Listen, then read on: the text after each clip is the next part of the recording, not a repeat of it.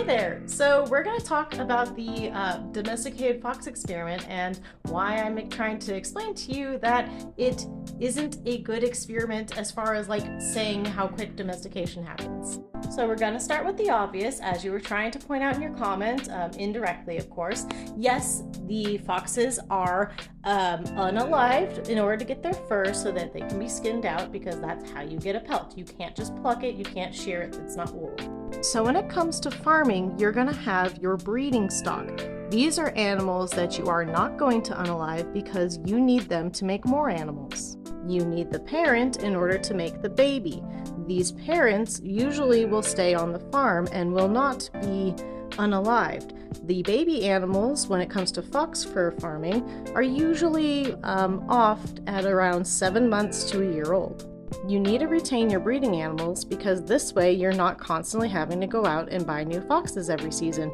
That's not cost efficient. A lot of farmers are also working to have their consistent breeding stock because they are looking for a certain fur color, fur texture, type, size, quality, those attributes, and you're going to get those through consistent breeding.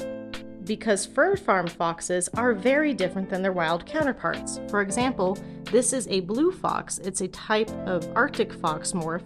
That's a wild Arctic fox. That's a fur farmed blue fox. You can see that the size is very different, as well as the denseness and quality of the fur.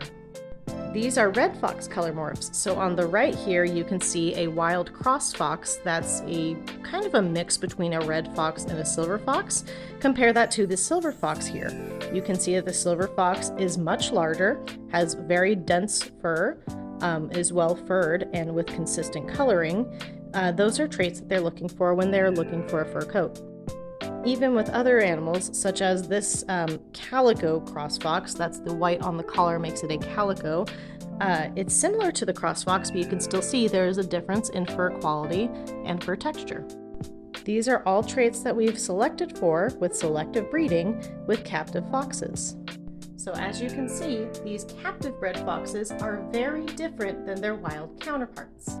Therefore, it's unfair to say that it only takes 6 generations of breeding these animals captively when you're already starting with animals that have been bred for hundreds of generations on a fur farm. At its very baseline, this is not the same as that. This fox is already different than this fox. And that's why I would love to see this experiment repeated, but using actual wild foxes to begin with, as opposed to starting with foxes who have already been raised for hundreds of generations on a fur farm. I hope that made sense to you.